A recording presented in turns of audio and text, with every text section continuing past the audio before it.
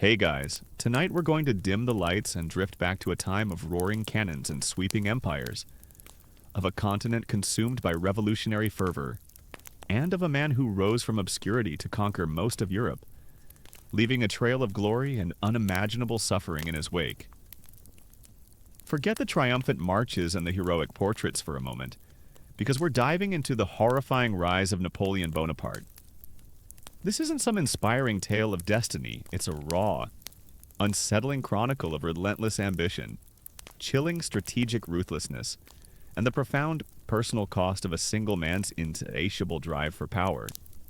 You're about to step into a world where loyalty was bought with blood, where entire nations were pawns in a brutal game, and where the cries of liberty often led to the horrors of the battlefield. Frankly, if you were living in late 18th century Europe, you'd probably spend most nights just hoping your village wasn't on the next invasion route, let alone worry about becoming a conscript in his ever-expanding armies. So, before you get comfortable, take a moment to like the video and subscribe, but only if you genuinely enjoy what I do here. And hey, let me know where you're listening from, and what time it is for you right now. Now, dim the lights. Maybe turn on a fan for that soft background hum, and let's ease into tonight's journey together. You open your eyes not to the bustling streets of Paris, but to the rugged, sun-drenched landscape of Corsica, a mountainous island in the Mediterranean.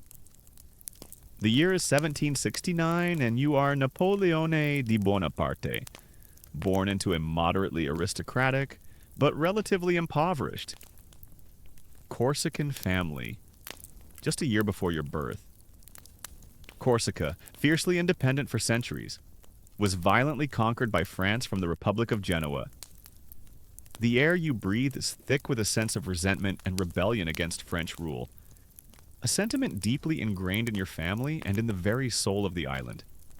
This birthplace, a key detail often overlooked, imbues your early life with a crucial sense of being an outsider, a foreigner even within the French system you would later come to dominate. Your family belongs to the Corsican gentry, but they are far from wealthy. Your father, Carlo Bonaparte, is a lawyer and an ambitious, if often unsuccessful, politician who initially champions Corsican independence, but later pragmatically aligns himself with the French administration. Your mother, Maria Letizia Ramolino, is a strong-willed, pragmatic woman who instills in you a rigid sense of discipline and a deep devotion to family. You are one of 8 surviving children, living in a bustling, often chaotic household where resourcefulness is a necessity. This upbringing in a large, ambitious but struggling family, rather than in the lap of luxury, cultivates a hunger for advancement and a fierce loyalty to your kin. Your early childhood on Corsica is marked by a deep immersion in Corsican culture and its ongoing struggle against French occupation. You speak Corsican, a dialect of Italian, as your first language. Learning French only later, you are surrounded by tales of Corsican heroes and martyrs who fought against foreign invaders, fostering a powerful sense of national pride and an early, almost visceral, hatred for the French. You are often described as a solitary, intense, and somewhat moody child, preferring to read history books and play at soldiering rather than engaging in frivolous games. This early fascination with military strategy and historical figures like Alexander the Great and Julius Caesar, a unique detail, hints at your future destiny.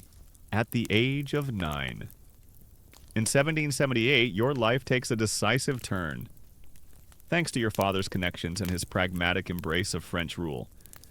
You are granted a scholarship to study at the Military Academy of Brienne-le-Château in mainland France. This departure from Corsica is a traumatic experience for a solitary, fiercely proud boy who barely speaks French. You are an outsider, teased by your wealthier French classmates for your Corsican accent, your dark complexion, and your humble origins. You are a scholarship student among the sons of the French aristocracy. a constant reminder of your inferior social status. This early experience of social isolation and bullying, a common historical fact, fuels a deep sense of resentment and a burning desire to prove yourself superior. Life at Brienne is harsh and unforgiving. You struggle with the French language and are often withdrawn, spending your time immersed in books, particularly on history, mathematics, and military tactics.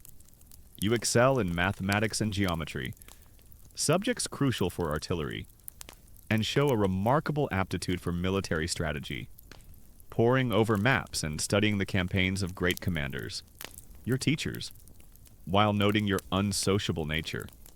Recognize your sharp intellect and prodigious memory. This intense focus on military studies and a natural talent for strategy, forged in solitude, lays the groundwork for your future military genius.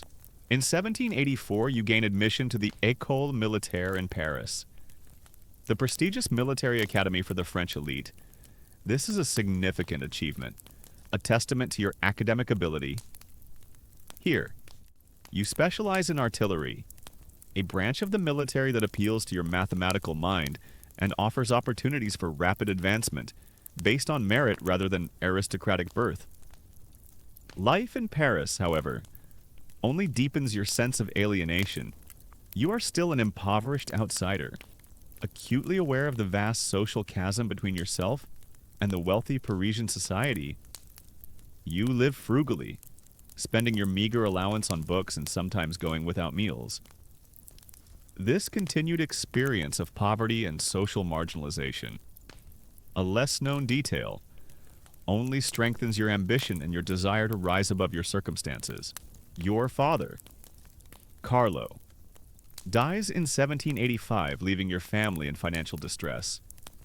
You, as the eldest surviving son, now bear a heavy responsibility for their well-being. This early exposure to adult responsibilities and financial hardship further hardens your resolve and reinforces your pragmatic outlook on life. You graduate from the École Militaire in 1785 at the remarkably young age of 16 and receiving your commission as a second lieutenant in the artillery.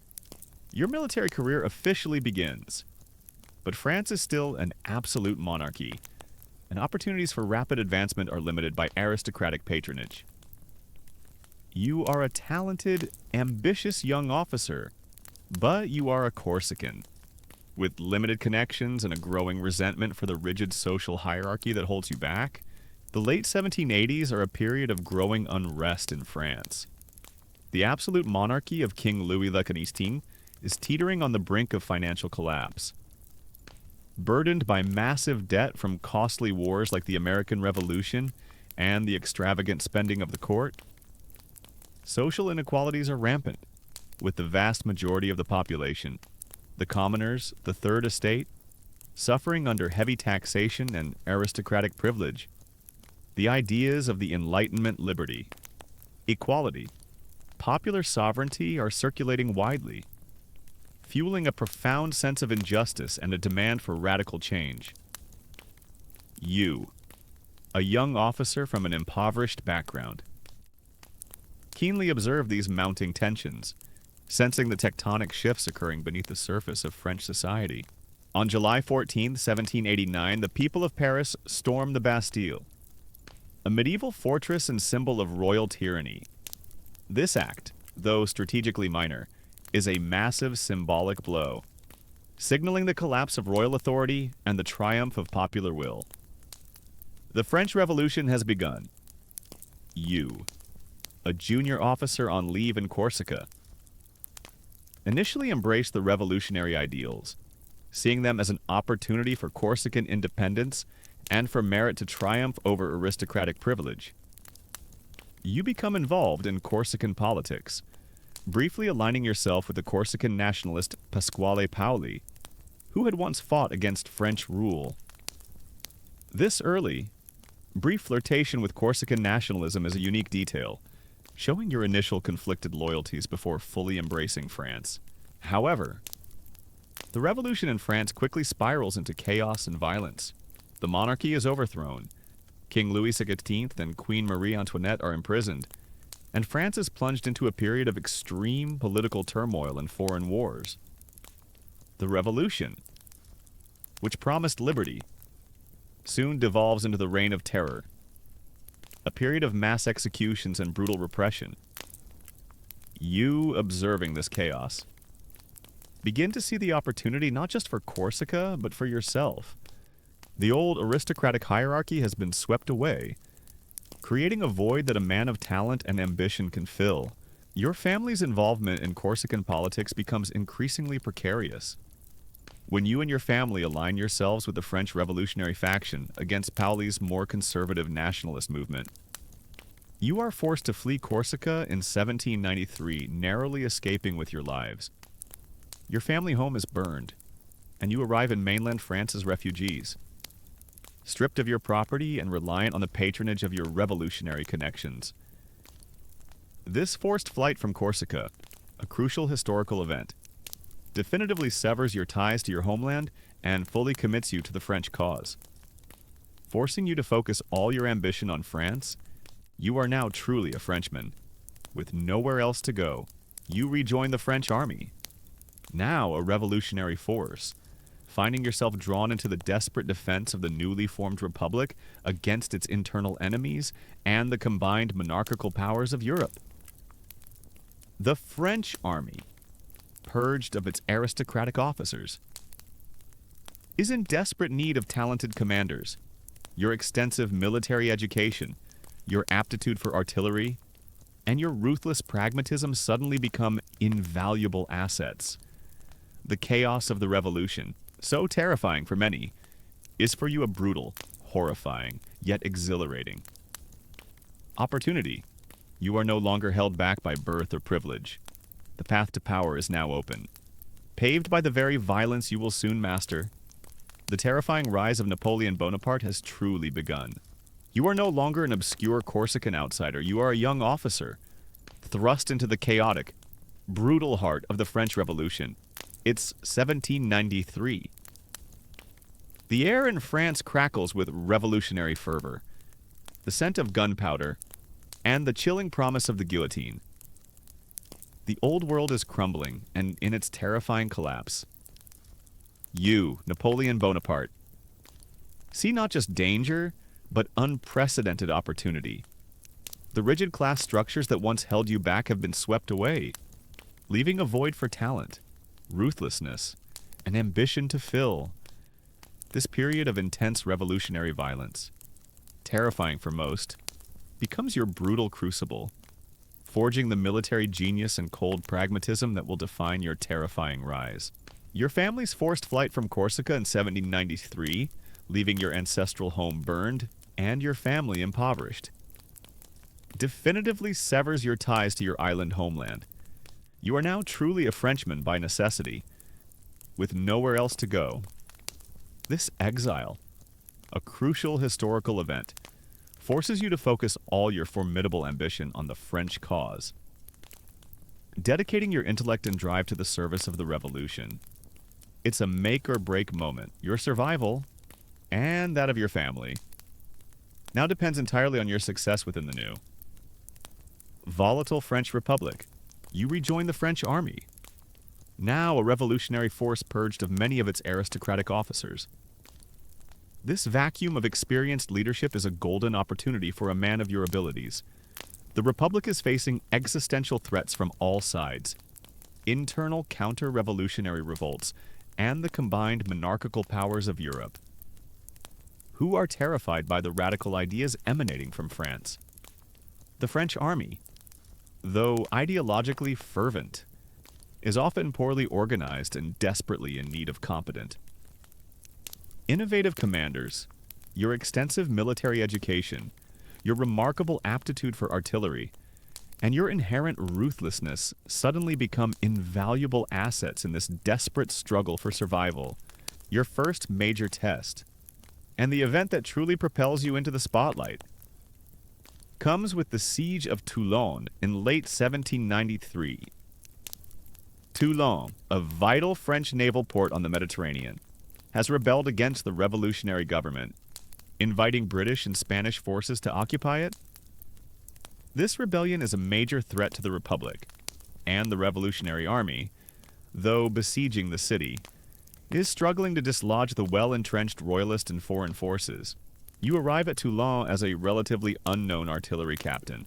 The French revolutionary commanders, often chosen for their political zeal rather than military competence, are squabbling and making strategic errors. You immediately see the crucial flaw in their siege plan. Instead of a direct, costly assault on the heavily fortified city, you identify a key strategic position, a promontory called Les Guillettes, which overlooks the harbor. If you can capture this point, you argue your artillery can bombard the British fleet, forcing them to withdraw and making the city untenable. Your proposal is audacious, logical, and deeply pragmatic. You tirelessly work to gather and position the necessary artillery, displaying an almost superhuman energy and an uncanny ability to inspire reluctant soldiers. You personally oversee the placement of cannons, often exposing yourself to extreme danger. Directing the fire with precision, you demonstrate a chilling calm under fire, earning the respect of your men, this personal bravery and tactical acumen, a defining characteristic of your early military career, quickly sets you apart from your peers. On December 17th, 1793, under your brilliant direction, the French revolutionary forces launch a decisive assault on Les Guillettes. The fighting is fierce, but your artillery barrage is devastatingly effective. You are wounded in the thigh by a British bayonet during the attack, a minor injury that serves as a testament to your willingness to lead from the front. The position is captured. Your cannons, now positioned overlooking the harbor, begin to rain down fire on the unsuspecting British fleet. The British admiral, seeing his ships at risk, makes the inevitable decision. The fleet withdraws, leaving the royalist forces in Toulon exposed and undefended. The fall of Toulon is a massive victory for the French Republic. And you, Napoleon Bonaparte, are immediately recognized as a military genius. Your astute strategic vision and brilliant execution have turned the tide. You are rapidly promoted from captain to brigadier general at the remarkably young age of 24. This meteoric rise, a common historical fact, is almost unprecedented in the French army, showcasing the immense opportunities created by the revolution's meritocratic, albeit brutal, environment. You have proven yourself indispensable, a man capable of decisive action and brutal effectiveness. However, your rapid ascent and your association with the victorious, radical Jacobin faction of the revolution also place you in danger. The Reign of Terror, led by Maximilien Robespierre, is at its height, consuming France in a paroxysm of paranoia and mass executions. Anyone perceived as disloyal, too moderate, or simply unlucky could find themselves on the scaffold. You, having been associated with Robespierre's younger brother, Augustin, after Toulon, are briefly arrested in August 1790 or shortly after Robespierre's own fall and execution. You are suspected of being a Jacobin sympathizer, a terrifying accusation that could easily have led you to the guillotine. This brief imprisonment is a terrifying brush with death, a chilling reminder of the arbitrary justice of the revolution. It teaches you profound caution, the importance of political adaptability, and the dangers of associating too closely with any single faction. You are eventually released, cleared of suspicion, but the experience leaves an indelible mark, hardening your resolve to seize control of your own destiny, rather than remain a pawn in the chaotic political games of others. This near execution, a unique detail in your early life, profoundly shaped your later political maneuvering and distrust of political factions. For the next year, you are in a precarious position. You are a general, but largely without command, viewed with suspicion by the new, more moderate, directory government that replaces the Reign of Terror. You spend your time in Paris, struggling financially, observing the political instability and corruption of the Directory. You see a weak, indecisive government, unable to bring order to a fractured nation still plagued by internal revolts and external wars. This period of relative obscurity and struggle, a less-known detail, is crucial for understanding your later ruthless ambition for political power. Then, in October 1795, destiny calls again. A royalist uprising erupts in Paris, threatening to overthrow the Directory. The government, desperate, turns to you. You are given command of the troops tasked with defending the National Convention. You act with chilling efficiency and ruthless decisiveness. You famously order your artillery to fire a whiff of grape shot into the columns of royalist insurgents. A devastating barrage of canister shot that mows down hundreds of rebels in the streets of Paris. This brutal, indiscriminate use of force, a common historical fact, quickly crushes the uprising and saves the Directory. Your actions on 13 Vendémiaire, October 5, earn you immediate fame and gratitude from the Directory. You are hailed as the savior of the revolution, the man who brought order to chaos. You are rewarded with a rapid promotion to Commander of the Army of the Interior, and soon after, to Commander-in-Chief of the Army of Italy. This decisive use of force against French citizens, a terrifying display of your willingness to employ extreme violence for political ends, marks a significant step in your horrifying rise. You have proven you can be ruthless, utterly pragmatic, and indispensable to the new political order. It is during this period that you meet and fall passionately in love with Josephine de Beauharnais, a beautiful, charismatic widow with 2 children and influential connections within Parisian society. She is 6 years your senior and has a complicated past, but you are utterly captivated by her. You marry her in March 1796, just 2 days before you depart to take command of the Army of Italy. This passionate, sometimes tumultuous, personal relationship, a commonly known fact, is a fascinating counterpoint to your brutal military and political rise. Revealing a glimpse of your human vulnerabilities and desires, you arrive in Nice, where the Army of Italy is stationed, in March 1796. The scene is grim. The army is a ragtag collection of ill-fed, ill-clothed, and demoralized soldiers, neglected by the Directory, which prioritized other fronts. They are facing formidable Austrian and Piedmontese armies. Well-equipped and professional, they see you, a young, skinny general, barely 26 years old, as an inexperienced upstart, but you immediately transform this dispirited force. You deliver a stirring address, promising them glory, riches, and liberation from their misery. Soldiers, you famously proclaim, you are naked, ill-fed. The government owes you much, it can give you nothing.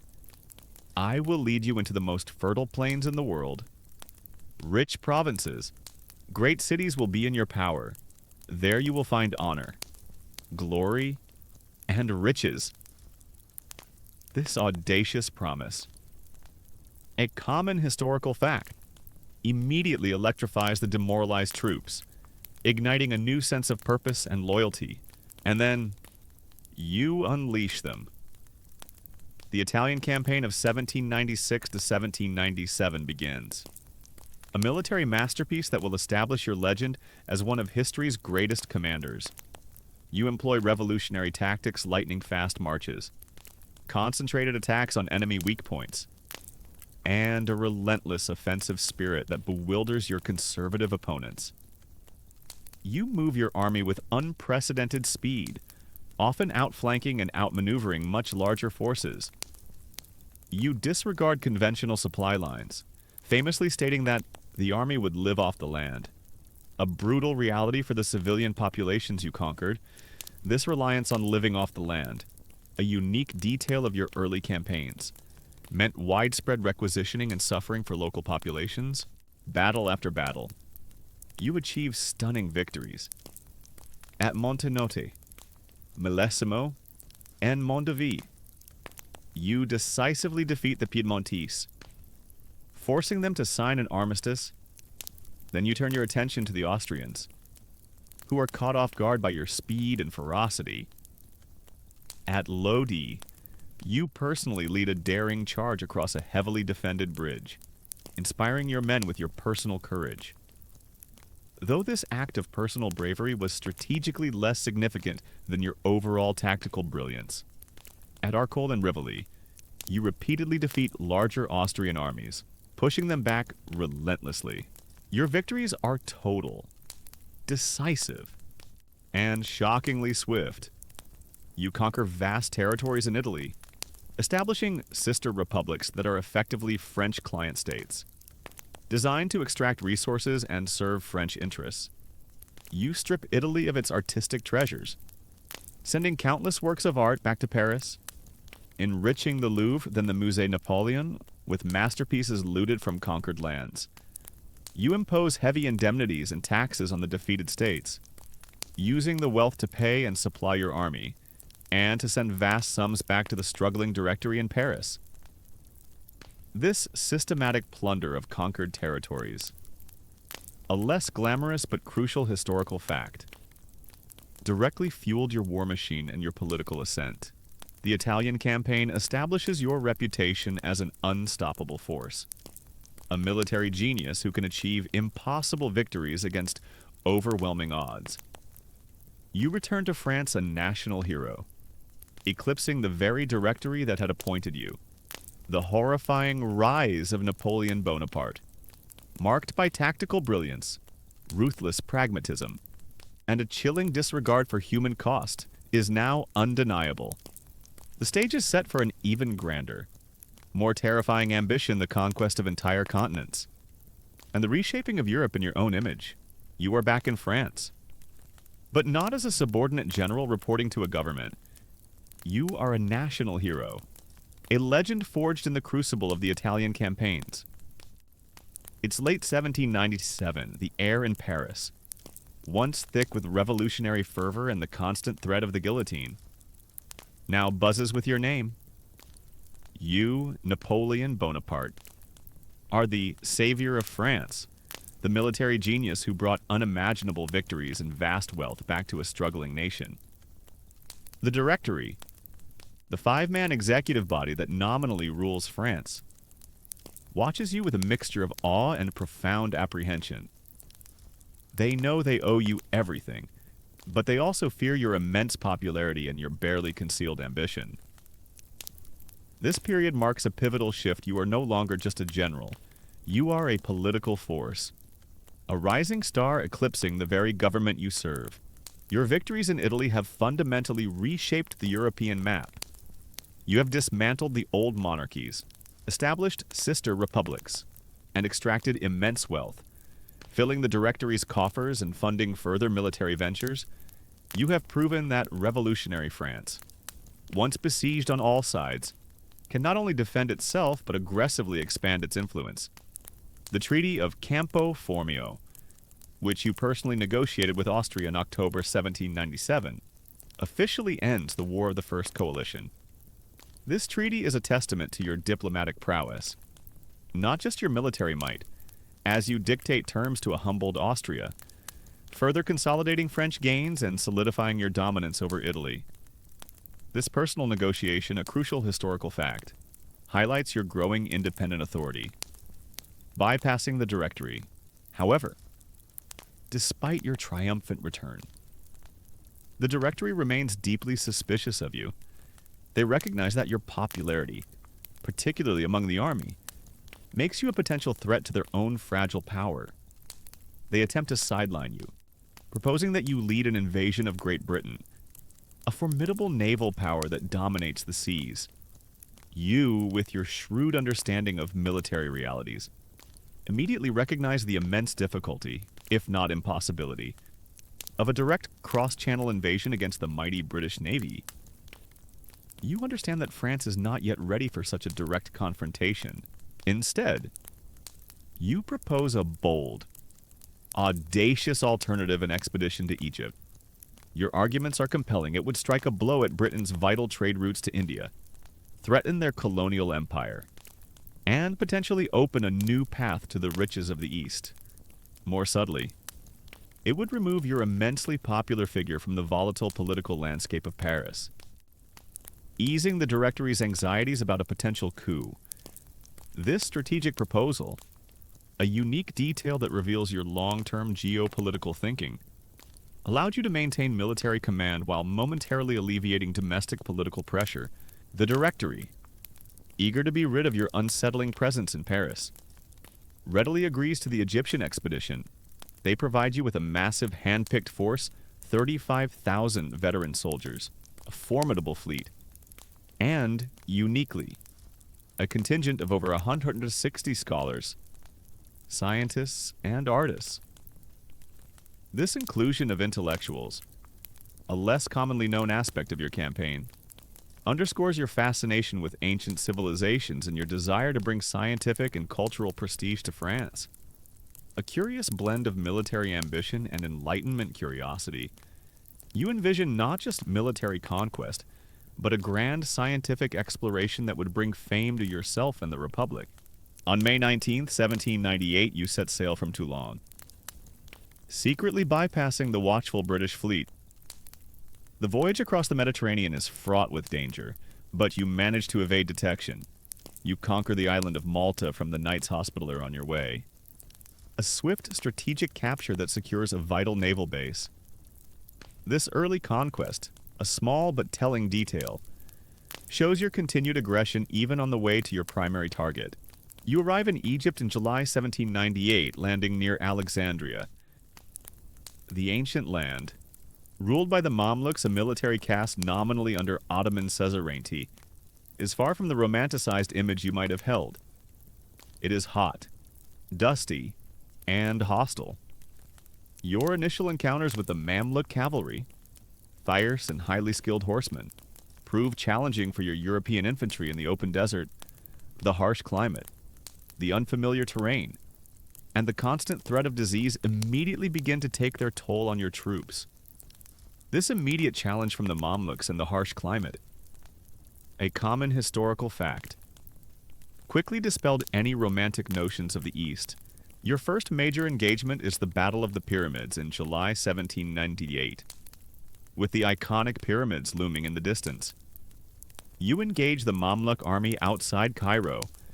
You famously inspire your troops, reportedly proclaiming, "Soldiers, from the height of these pyramids, 40 centuries look down upon you." Your disciplined French squares, a revolutionary tactical formation, prove superior to the Mamluk cavalry's charges. The Mamluks are decisively defeated, and you quickly occupy Cairo, the capital of Egypt. This victory, while significant, masks the deeper problems brewing for your expedition. However, your triumph on land is short-lived. Just weeks after the Battle of the Pyramids, on August 4, 1798, the British fleet, commanded by Admiral Horatio Nelson, tracks down your unsuspecting French fleet anchored in Abukir Bay in the Battle of the Nile. Nelson launches a devastating surprise attack, utterly annihilating almost your entire fleet. It is a catastrophic naval defeat, leaving you and your army stranded in Egypt, cut off from France, and without any means of resupply or escape. This devastating naval defeat, a major historical turning point, completely changes the strategic reality of your Egyptian campaign, turning a grand ambition into a desperate gamble. Stranded in Egypt, your initial grand visions of establishing a French colonial empire and threatening British India begin to curdle into a grim reality. You attempt to consolidate your control over Egypt, implementing administrative reforms, promoting scientific research which leads to the discovery of the Rosetta Stone, a unique detail of scientific triumph amidst military folly, and even trying to appeal to the local Egyptian populace by presenting yourself as a liberator from Mamluk oppression. However, your rule is often met with resistance, and the local population, wary of foreign invaders, remains largely hostile. Driven by the need to secure your position and perhaps find an overland route to the east, you launch an invasion of Syria in early 1799. This campaign is a grueling, brutal march across arid deserts. Plagued by disease and fierce resistance, you lay siege to the city of Jaffa, and after its capture, you order the massacre of thousands of Ottoman and Albanian prisoners of war, an abhorrent act of cruelty designed to instill terror, but one that deeply tarnishes your reputation among your own men and your enemies. This horrifying massacre of prisoners, a disturbing historical fact, stands as a stark example of your ruthless pragmatism and willingness to commit atrocities for strategic ends. Your Syrian campaign culminates in the Siege of Acre, a heavily fortified city defended by Ottoman and British forces. Despite repeated, desperate assaults, the city holds firm. Your army is decimated by disease, particularly bubonic plague, and fierce resistance. You are forced to retreat from Acre, a humiliating and costly defeat that shatters your aura of invincibility. This military setback, a crucial detail, marked the first major failure of your seemingly unstoppable military career, a frustrating and bloody impasse. You return to Egypt in disarray, your Syrian campaign a costly failure. News from France is dire. The Directory is on the verge of collapse, facing renewed political instability, economic chaos, and the resurgence of the European monarchies. Recognizing that your military adventure in Egypt has reached a dead end, and sensing a new opportunity to seize power in Paris, you make a daring decision. You abandon your army in Egypt, leaving command to General Kleber, and secretly slip away on a fast frigate, evading the British blockade. This abandonment of your army, a controversial and morally dubious act, is a common historical fact that highlights your ruthless pursuit of personal ambition over the lives of your soldiers. You arrive back in France in October 1799 to a nation eager for a strong leader. The Directory is corrupt, unpopular, and utterly incapable of governing. The French people are weary of years of revolution, war, and instability. They yearn for order, for peace, and for a return to some semblance of normalcy. You, the conquering hero of Italy, the man who brought stability to France with a whiff of grape shot, present yourself as the solution to the nation's woes. You immediately begin to plot a coup d'etat. You align yourself with several key political figures who are disillusioned with the Directory. Notably, Emmanuel Joseph Sieyès, one of the original directors, who seeks to establish a stronger, more authoritarian government. You use your immense popularity among the army, your reputation for decisive action, and your undeniable charisma to rally support. This meticulous planning of a coup, a unique detail, demonstrates your political cunning matching your military acumen. On November 9th, 1799, 18 to 19, Brumaire, year 8. In the revolutionary calendar, you execute the coup of 18 Brumaire. The coup is a chaotic, almost comical affair, marked by your own clumsy attempts at public speaking and initial resistance from some legislators. You storm into the Council of 500, attempting to dissolve the assembly, but you are met with shouts of "down with the dictator" and even physical assault. You are rescued by your loyal troops, led by your brother Lucien Bonaparte, who clears the hall by force. This messy, almost failed, initial attempt at a coup, a common historical fact, reveals a moment of vulnerability, yet ultimately succeeded due to brute force. Despite the initial clumsiness, the coup succeeds, the Directory is overthrown, and a new, more authoritarian government. The consulate is established. You, Napoleon Bonaparte, are named First Consul, effectively the supreme ruler of France. You are given immense executive powers, far beyond anything granted to previous revolutionary leaders. This dramatic seizure of political power, a pivotal moment in your horrifying rise, marks the end of the revolutionary period and the beginning of your personal dictatorship. You have moved from military commander to political dictator, a horrifying ascent fueled by ambition and opportunism. Your rise to First Consul is a horrifying testament to your ambition, your ruthlessness, and your uncanny ability to seize opportunity from chaos. You have leveraged the chaos of the revolution, your military genius, and a chilling disregard for democratic principles to establish yourself as the undisputed master of France. The stage is now set for an even grander, more terrifying ambition, the conquest of Europe, and the establishment of a vast empire under your singular will. The horrifying rise of Napoleon Bonaparte is now complete. The horrifying reign is about to begin.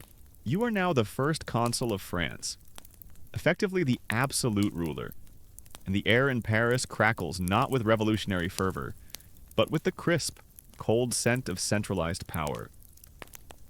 It's late 1799, the chaos of the French Revolution, which had consumed a decade of French life in a whirlwind of terror and instability, is finally beginning to subside, thanks to your decisive, if brutal, actions. You, Napoleon Bonaparte, having risen from Corsican obscurity to military genius and now political dictator, immediately turn your formidable intellect and relentless energy to the task of bringing order to a shattered nation. This period marks a profound shift in your focus from military conquest to the painstaking, often ruthless, process of consolidating power and rebuilding a state from the ground up. This transition from battlefield commander to civilian administrator, a commonly known historical fact, reveals your multifaceted genius. Albeit one driven by a singular desire for control, your initial goal as first consul is clear: stabilize France, bring an end to the internal strife, and restore a sense of normalcy and prosperity. You understand that years of revolution have left the country exhausted. Craving order and strong leadership, you offer a powerful promise of both. You famously declare, "The revolution is over," a chilling pronouncement that signifies the end of revolutionary ideals and the beginning of your personal rule. This declaration, a pivotal historical quote, marked the psychological shift from revolutionary chaos to authoritarian stability. You immediately set about a massive program of administrative reform. You centralize the government, appointing loyal prefects to oversee every department, ensuring that your will is felt in every corner of France. You reorganize the complex and often chaotic legal system, laying the groundwork for the Napoleonic Code, also known as the Civil Code, a comprehensive and standardized body of law that would profoundly influence legal systems worldwide. This monumental legal reform, a universally known historical fact, is one of your most enduring and positive legacies. Bringing clarity and uniformity to French law, however, it also strips away many of the rights gained by women during the Revolution. A less celebrated detail of its impact, financially, France is a mess. The revolutionary governments left the treasury empty and the economy in ruins. You immediately tackle this by establishing the Bank of France in 1800, centralizing financial control and bringing stability to the nation's finances. You introduce efficient tax collection methods, ensuring a steady stream of revenue for the state. This economic stabilization, a crucial step in rebuilding France, demonstrates your pragmatic genius for organization and resource management. This swift economic recovery, often overlooked, was fundamental to your ability to then wage further wars. One of your most significant acts of consolidation is the Concordat of 1801 with Pope Pius VII. Recognizing that religious turmoil has deeply divided France since the Revolution, you seek to reconcile the state with the Catholic Church. This agreement restores Catholicism as the religion of the great majority of French citizens, while maintaining religious tolerance for other faiths. Crucially, it also recognizes the state's control over the Church, giving you significant power over the appointment of bishops and clergy. This pragmatic reconciliation, a common historical fact, effectively ended a decade of religious strife, but also ensured the Church served your political interests. A cunning move. You also turn your attention to education. You establish a centralized system of lycées, secondary schools, to provide a standardized education, particularly for future civil servants and military officers. This emphasis on public education, a unique detail for its scale at the time, is designed to create a meritocratic system that produces loyal and competent individuals to serve the state. You are building the infrastructure of a modern, centralized state, designed to serve your will, despite bringing internal order. your external ambitions remain undimmed. France is still at war with the second coalition of European powers, primarily Great Britain, Austria, and Russia. You understand that to truly consolidate your power and bring lasting peace on your terms, you must defeat your enemies abroad. You immediately turn your military genius back to the battlefield. In 1800, you personally lead the army of reserve across the Alps in a daring, rapid maneuver, reminiscent of Hannibal's exploits. This incredibly difficult crossing, hauling artillery over treacherous mountain passes, is a testament to your logistical brilliance and the endurance of your troops. You descend into Italy, surprising the Austrian forces. At the Battle of Marengo in June 1800, you achieve a hard-fought, near defeat that ultimately turns into a decisive victory against the Austrians. This battle, a common historical fact, solidifies your military reputation as first consul and forces Austria to sue for peace. The victory at Marengo leads to the Treaty of Luneville in 1801, which officially ends the War of the Second Coalition, leaving only Great Britain still at war with France. This brings a temporary period of general peace to Europe, allowing you to focus even more on domestic reforms and solidifying your power. The people of France, weary of war, hail you as a peacemaker, further cementing your popularity. However, the peace with Great Britain is fragile and short-lived, marked by mutual suspicion and a fundamental clash of interests. The Treaty of Amiens in 1802 is merely a truce. Both sides know that a renewed conflict is inevitable. You use this period of peace to rebuild the French Navy, strengthen your finances, and prepare for the next phase of your grand design. Your political consolidation extends to ruthlessly crushing any remaining opposition. Royalists, Jacobins, and anyone who might challenge your authority are systematically suppressed. You use a sophisticated network of secret police, led by figures like Joseph Fouché, to monitor dissent and eliminate perceived threats. The conspiracy of the Rue Saint-Nicaise in 1800, an assassination attempt by royalist plotters, hardens your resolve and provides a pretext for a widespread crackdown, leading to the execution and deportation of hundreds of political enemies. This use of state terror and surveillance, a disturbing aspect of your rule, ensures absolute obedience and silences all opposition. Your ambition, however, is not content with being merely the first consul of a republic.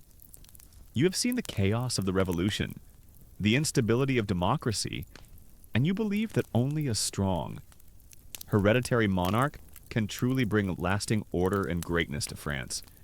You meticulously orchestrate a path towards ultimate power, subtly manipulating public opinion and parliamentary processes. In 1802, a plebiscite, a direct vote by the electorate, is held, which grants you the position of first consul for life. This is a crucial step towards monarchy, effectively making your rule permanent and hereditary. You then systematically dismantle any remaining vestiges of republicanism, surrounding yourself with regal pomp and ceremony, and re-establishing an imperial court. Your personal power is now virtually absolute, a terrifying transformation from revolutionary general to autocratic ruler. This plebiscite, a common historical fact, provided a veneer of popular legitimacy for your dictatorial ambitions. The final step in your horrifying rise to absolute power is the establishment of the empire. In 1804, a new constitution is enacted, which declares France an empire, and you, Napoleon Bonaparte, its emperor. The move is overwhelmingly approved by another plebiscite, a testament to your immense popularity and the widespread desire for stability after years of revolution. On December 2, 1804, in a magnificent ceremony at Notre Dame Cathedral, you famously crown yourself Emperor of the French, taking the crown from the hands of Pope Pius VII and placing it on your own head, a symbolic gesture asserting your authority over even the Church. This self-coronation, a universally known historical fact, symbolized your ascent to unprecedented personal power and the birth of a new imperial order. You are now Emperor Napoleon I, Master of France, and your horrifying rise is complete. You have risen from Corsican obscurity to command a continent, but your ambition is far from sated. The crown on your head is merely the beginning. You are about to unleash a new era of warfare across Europe, a period of relentless conquest and unimaginable suffering, as you seek to reshape the entire continent in your image. The peace you brought to France is merely a prelude to a storm of blood and fire that will engulf Europe for the next decade. The horrifying rise has ended. The horrifying reign has begun. The subtle hints of your ruthlessness, glimpsed in Toulon and Vendémiaire, are now fully unleashed upon the world. You are now Emperor Napoleon III, master of France, and the air in the vast, newly imperialized nation hums with a terrifying new energy. It's late 1804, the crown you so audaciously placed on your own head in Notre Dame Cathedral. Defying papal tradition is not merely a symbol, it is a declaration. You have risen from Corsican obscurity to command a continent, transforming a revolutionary republic into a personal empire. But your ambition is far from sated. The peace you brought to France, the order forged from a decade of chaos, is merely a prelude to a storm of blood and fire that will engulf Europe for the next decade and beyond. The horrifying rise is complete. The horrifying reign is about to begin. The subtle hints of your ruthlessness, glimpsed in Toulon and Vendémiaire, are now fully unleashed upon the world, unburdened by any pretense of republican ideals. The establishment of the First French Empire is not just a change in title, it's a profound reorientation of France and, by extension, Europe. You immediately set about establishing a new imperial court, lavish and meticulously structured, designed to rival the grandeur of the old Bourbon monarchy, but entirely centered around your person. Old aristocratic titles are revived, new ones created, and your loyal marshals and generals are elevated to dukes and princes, forming a new imperial aristocracy beholden solely to you. This creation of a new, meritocratic nobility, while seemingly progressive, is a calculated move to bind the most powerful figures in France to your destiny and to solidify the hierarchical structure of your new empire. This reestablishment of a courtly hierarchy, contrasting with revolutionary ideals, is a crucial detail of your early imperial reign. However, the peace you had brokered with Europe, the fragile calm after the Treaty of Luneville, is already crumbling. The major European powers, particularly Great Britain, fueled by its naval supremacy and its enduring fear of French dominance, and Austria, smarting from its recent defeats and territorial losses, view your imperial ambitions with profound alarm. They see your self-coronation not just as a domestic affair, but as a declaration of intent to dominate the entire continent. Diplomatic tensions escalate rapidly, driven by British subsidies to continental powers and your own aggressive expansionism in Italy and Germany. By 1805, the War of the Third Coalition erupts.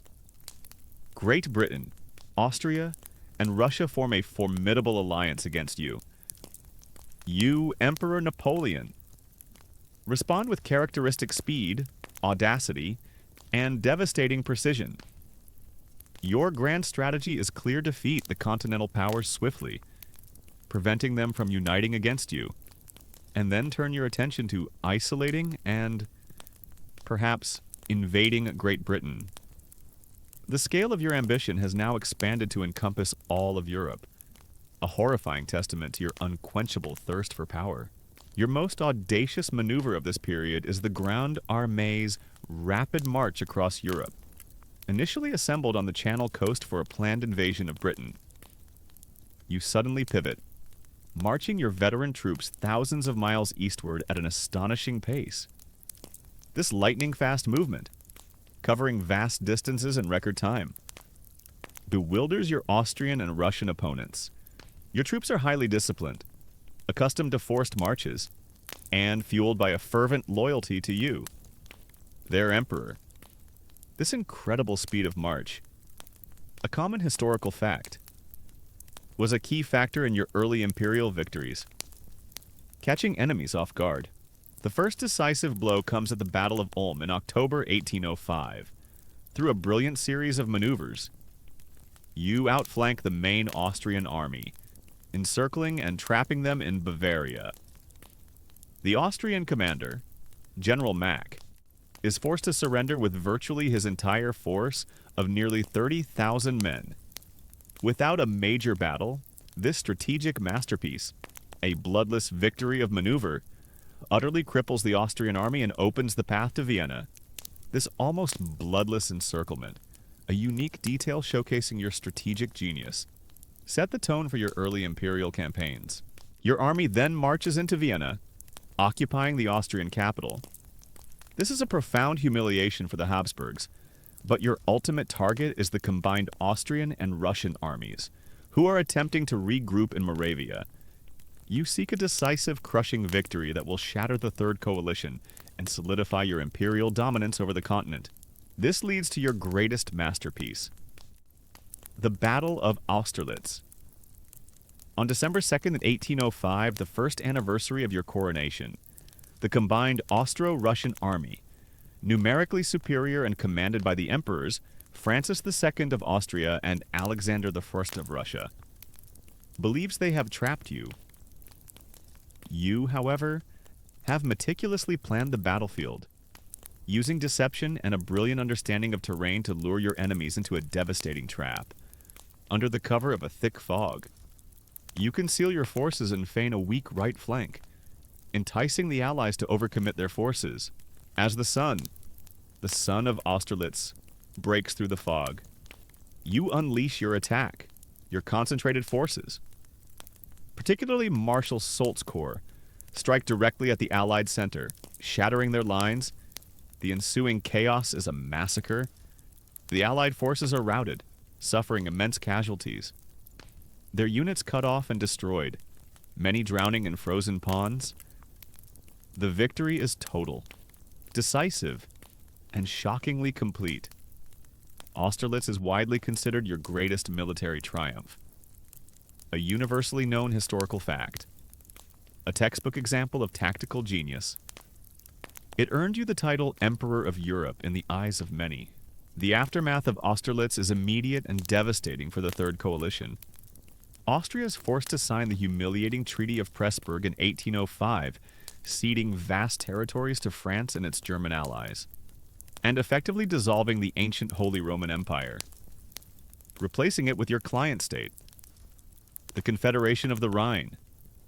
Russia, though defeated, retreats eastward, licking its wounds but still a potential threat. Great Britain remains defiant, protected by its powerful navy. This complete restructuring of Central Europe, a major historical consequence, shows the direct impact of your military victories on the geopolitical map. With Austria humbled, you turn your attention to Prussia, the Prussian king. Frederick William III belatedly and foolishly decides to challenge you, largely out of a misguided sense of national honor and a belief in the outdated Prussian military traditions. In 1806, Prussia mobilizes its army, but it is no match for your Grande Armée. In a lightning campaign, you utterly decimate the Prussian army in twin battles on the same day, Jena and Auerstedt. In October 1806, the Prussian forces are shattered, their outdated tactics and slow command structure proving utterly helpless against your speed, concentration of force, and brilliant tactical execution. You personally lead the charge at Jena, while your Marshal Davout achieves an even more astonishing victory against a larger Prussian force at Auerstedt. The Prussian army, once the envy of Europe, is annihilated, and Prussia itself is quickly occupied. You ride triumphantly into Berlin, a powerful symbol of your absolute dominance over continental Europe. This utter destruction of the Prussian army, a common historical fact, shocked Europe and solidified your image as an unstoppable force. The fall of Prussia leaves you facing Russia. The campaign moves eastward, through the bitter cold and muddy landscapes of Poland and East Prussia. The battles are brutal, fought with immense casualties on both sides. At Eylau in February 1807, you fight a bloody, indecisive battle against the Russians. A horrifying stalemate in a blizzard that leaves tens of thousands dead on the frozen field. A rare moment where your genius is stymied by the elements and Russian resilience. This horrific, indecisive battle, a less glamorous but crucial detail, revealed the immense human cost of your campaigns even when you didn't win decisively. However, you press on relentlessly. In June 1807, you achieve a decisive victory over the Russians at the Battle of Friedland. The Russian army is again defeated, forced to retreat, and their will to fight is broken. This victory, a common historical fact, forces Russia to negotiate for peace. The outcome is the Treaties of Tilsit in July 1807, signed by you and Tsar Alexander the Ferdinand on a raft in the middle of the Niemen River. These treaties represent the absolute apex of your power and influence in Europe. Russia is forced to make peace with France and secretly agree to join your continental system. An economic blockade aimed at crippling Great Britain. Prussia is brutally dismembered, losing vast territories and being subjected to crushing indemnities. Its army severely limited.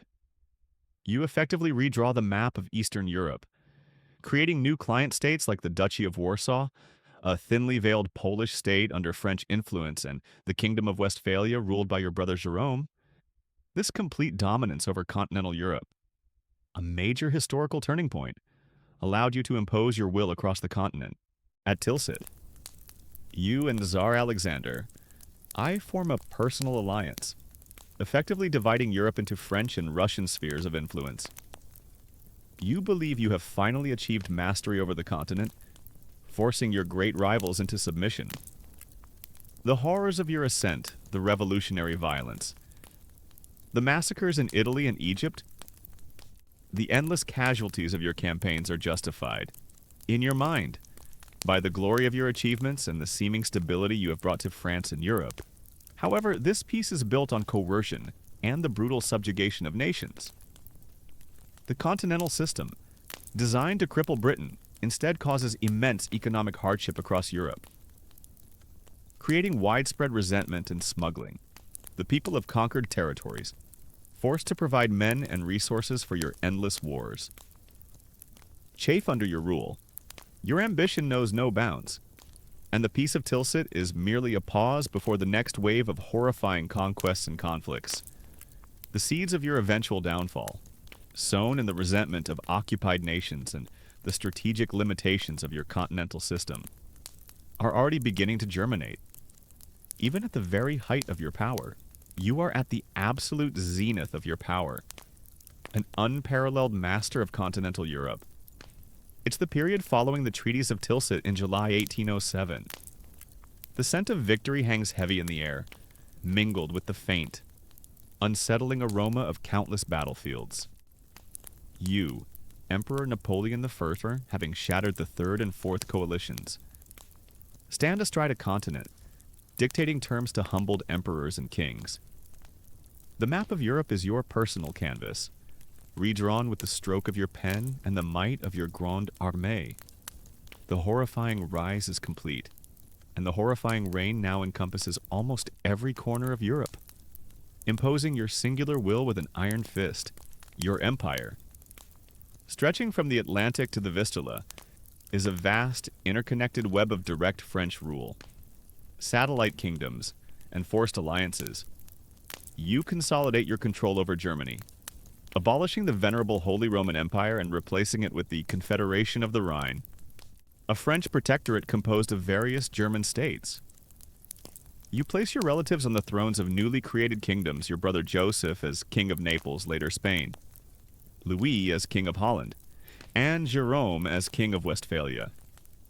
This dynastic strategy, a common historical fact, is designed to ensure the loyalty and subservience of these puppet states, extending your familial and political influence across the continent. This blatant imposition of your family members as rulers, regardless of local sentiment, is a unique detail that highlights your absolute desire for control and family aggrandizement. The continental system, your ambitious economic blockade against Great Britain, is now the cornerstone of your foreign policy. It's designed to cripple Britain's economy by prohibiting all European trade with the island nation, forcing it to its knees. You relentlessly pressure your allies and conquered territories to enforce this system, however detrimental it may be to their own economies. Ports are closed, British goods are confiscated and burned, and severe penalties are imposed on anyone caught smuggling. This economic warfare, a common historical fact, represents a global struggle, a direct challenge to British naval and commercial supremacy. However, the continental system is a double-edged sword. While it causes some hardship for Britain, it creates immense economic misery across Europe. Merchants are ruined, industries reliant on British trade suffer, and the prices of essential goods skyrocket. Widespread resentment against French rule grows, fueling a burgeoning black market and constant acts of defiance. The very people you claim to liberate from old monarchies now chafe under your imperial economic tyranny. This widespread economic hardship, a less glamorous but profoundly impactful detail, sows deep seeds of discontent throughout your empire. A ticking time bomb. Your relentless drive for order and control extends to all aspects of life within your empire. The Napoleonic Code, which you initiated as first consul, is now implemented across vast swaths of Europe, bringing legal uniformity and many progressive legal reforms, such as equality before the law, abolition of feudalism, and religious toleration. This universal application of your legal code, a profoundly influential historical fact, is one of your most enduring legacies, shaping legal systems for centuries. However, it also enforces a strict patriarchal order, curtailing women's rights, and serves as an instrument of centralized, authoritarian control. You also establish a pervasive police state to maintain absolute order. Your Minister of Police, Joseph Fouché, is a master of surveillance, espionage, and political repression. A vast network of spies monitors all dissent, suppresses opposition, and ensures strict adherence to your decrees. Freedom of the press is severely curtailed, with newspapers and publications meticulously censored or outright banned. Any perceived threat to your authority, no matter how small, is ruthlessly crushed. This systematic use of state terror and pervasive surveillance, a disturbing aspect of your rule, ensures absolute obedience but at the cost of liberty and individual freedom. The omnipresent fear of Fouché's network is a unique detail illustrating the true extent of your internal control. The human cost of your constant warfare is immense and horrifying. Your Grande Armée, though brilliantly led and seemingly invincible, requires a constant supply of men. The conscription system you establish ruthlessly drafts young men from across France and your client states, sending them to fight in endless campaigns across Europe. Families are torn apart, agricultural labor is depleted, and vast populations suffer the trauma of constant war. The sheer scale of casualties, often reaching tens of thousands in a single battle, is a horrifying reality of your imperial ambitions. The long marching columns, the makeshift hospitals, the piles of dead on forgotten battlefields. These are the grim, unromanticized details of your horrifying reign. One of the most complex aspects of your rule is your relationship with the Catholic Church. Despite the Concordat of 1801, you increasingly assert your dominance over the Pope. You demand that Pope Pius VII support the continental system, and when he refuses, you have him arrested and imprisoned in 1809. You annex the Papal States and absorb them into your empire. This blatant subjugation of the Pope, a common historical fact, demonstrates your absolute will to dominate all institutions, even spiritual ones, revealing a ruthless pragmatism that transcended traditional religious authority. Your ambition extends beyond land conquest. You seek to control the very flow of information and thought. You view the press, writers, and intellectuals with deep suspicion. Seeing them as potential sources of dissent, you suppress critical voices, exile political opponents, and meticulously control the narrative presented to the French people. Your goal is not just military and political control, but ideological control, ensuring that your vision for France and Europe remains unchallenged. This ideological control, a less visible but equally pervasive aspect of your tyranny, highlights your desire to shape not just actions, but minds. The illusion of peace and absolute control begins to show cracks. Resistance movements, fueled by nationalism and resentment against French occupation, begin to emerge across Europe. In Spain, a brutal and protracted peninsular war erupts in 1808 after you depose the Spanish Bourbon monarchy and install your brother Joseph Bonaparte as King of Spain. The Spanish people, fiercely patriotic and devoutly Catholic, launch a ferocious guerrilla war against your occupying forces. This is a new kind of war, characterized by ambushes, sabotage, and a civilian population utterly committed to resistance. The Peninsular War becomes a bleeding ulcer for your empire, tying down hundreds of thousands of your best troops and draining your resources. The British, under the brilliant Arthur Wellesley, later Duke of Wellington, exploit this weakness, launching expeditions to support the Spanish and Portuguese resistance. The atrocities committed by both sides, the widespread suffering of the civilian population, and the endless, brutal fighting make the Peninsular War a horrifying testament to the consequences of your imperial ambition. This long, drawn-out conflict, a major historical turning point, marks a significant drain on your resources and a sign of the limits of your military might.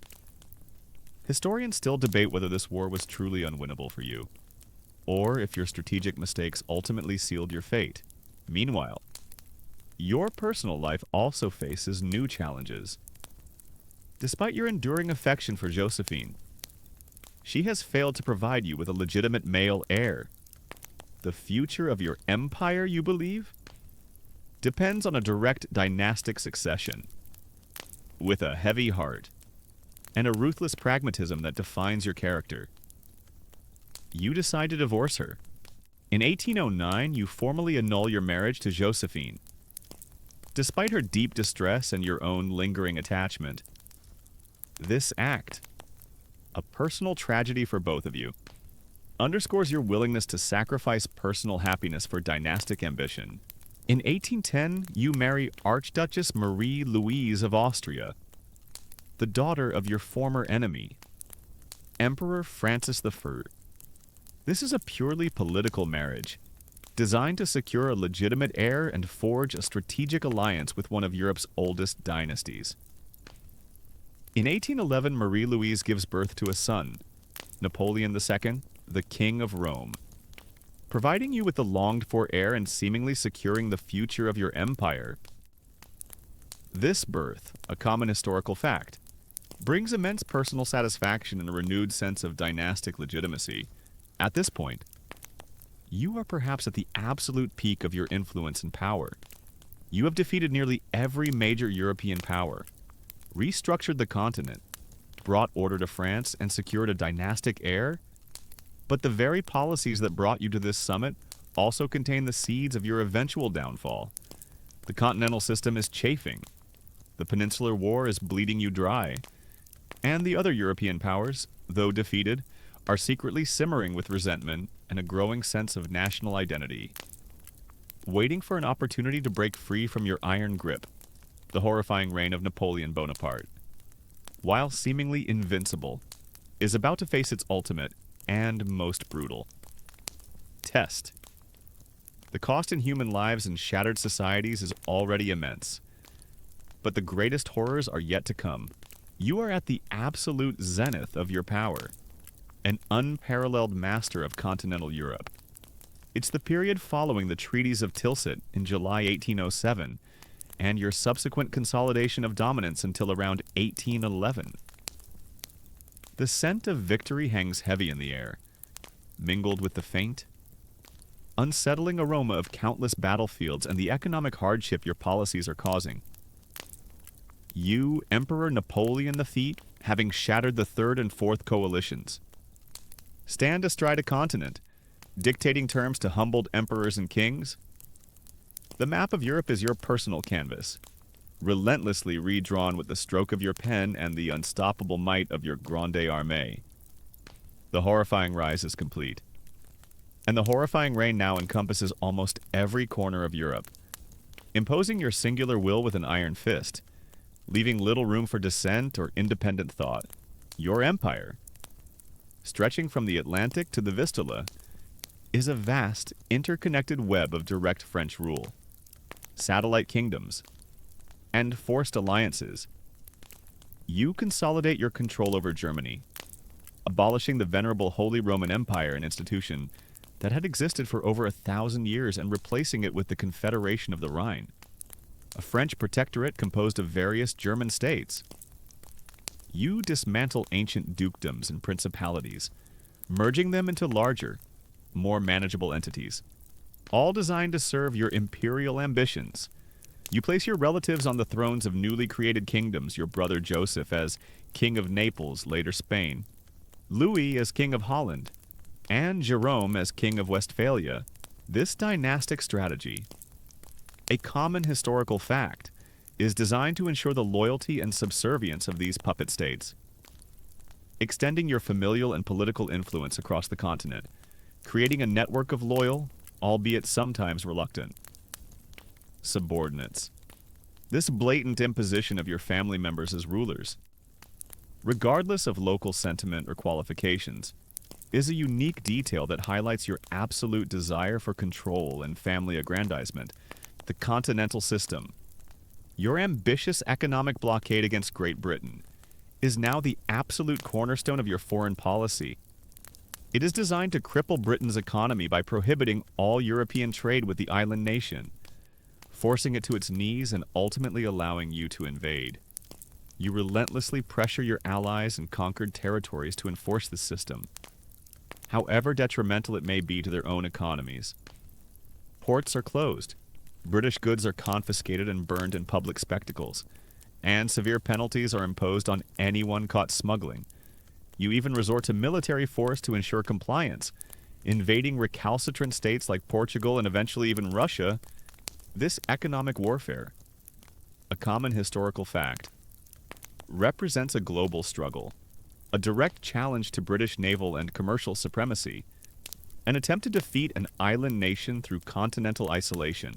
However, the continental system is a profoundly flawed and ultimately self-destructive policy. While it causes some hardship for Britain, which finds new markets in other parts of the world, it creates immense economic misery across Europe. Merchants are ruined, port cities languish, industries reliant on British trade suffer, and the prices of essential goods skyrocket due to artificial scarcity. Widespread resentment against French rule grows exponentially, fueling a burgeoning black market and constant acts of defiance. The very people you claim to liberate from old monarchies now chafe under your imperial economic tyranny. Seeing your rule as oppressive and exploitative rather than liberating, this widespread economic hardship, a less glamorous but profoundly impactful detail of your reign, sows deep seeds of discontent throughout your vast empire. A ticking time bomb of popular unrest. Your relentless drive for order and control extends to all aspects of life within your empire. The Napoleonic Code, which you initiated as first consul, is now implemented across vast swaths of Europe, bringing legal uniformity and many progressive legal reforms, such as equality before the law, abolition of feudalism, and religious toleration. This universal application of your legal code, a profoundly influential historical fact, is one of your most enduring legacies, shaping legal systems for centuries. However, it also enforces a strict patriarchal order, curtailing women's rights gained during the Revolution, and serves as an instrument of centralized, authoritarian control, often imposed by force on unwilling populations. You also establish a pervasive police state to maintain absolute order and suppress any hint of opposition. Your Minister of Police, Joseph Fouché, is a master of surveillance, espionage, and political repression. A vast network of secret police and informants monitors all dissent, infiltrates opposition groups, and ruthlessly eliminates perceived threats to your regime. Freedom of the press is severely curtailed, with newspapers and publications meticulously censored or outright banned. Any perceived challenge to your authority, no matter how small, whether from royalists, Jacobins, or nascent nationalists, is ruthlessly crushed. This systematic use of state terror and pervasive surveillance. A disturbing aspect of your rule ensures absolute obedience, but at the horrifying cost of individual liberty and basic human rights. The omnipresent fear of Fouché's network is a unique detail illustrating the true extent of your internal control, turning France into a compliant, if sullen, giant. The human cost of your constant warfare is immense and horrifying, steadily mounting with each new campaign. Your Grande Armée, though brilliantly led and seemingly invincible, requires a constant supply of men. The conscription system you establish ruthlessly drafts young men from across France and your myriad client states, sending them to fight and die in endless campaigns across Europe. Families are torn apart. Agricultural labor is depleted, and vast populations suffer the trauma of constant war and the sight of their sons being marched off to distant, bloody battlefields. The sheer scale of casualties, often reaching tens of thousands in a single battle, is a horrifying reality of your imperial ambitions, leaving an indelible mark of suffering across the continent. The long marching columns, the makeshift hospitals overflowing with the wounded, the piles of dead on forgotten battlefields. These are the grim, unromanticized details of your horrifying reign, often hidden behind the glorious narratives of victory. One of the most complex and ultimately antagonistic aspects of your rule is your relationship with the Catholic Church. Despite the Concordat of 1801, which seemingly reconciled France with the papacy, you increasingly assert your absolute dominance over the Pope. You demand that Pope Pius VII support the continental system, viewing any neutrality as an act of defiance when he refuses to comply with your economic dictates. You, in a shocking display of power, have him arrested and imprisoned in 1809.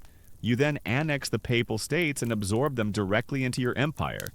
This blatant subjugation of the Pope, a common historical fact, demonstrates your absolute will to dominate all institutions, even spiritual ones, revealing a ruthless pragmatism that transcended traditional religious authority and alienated devout Catholics across Europe.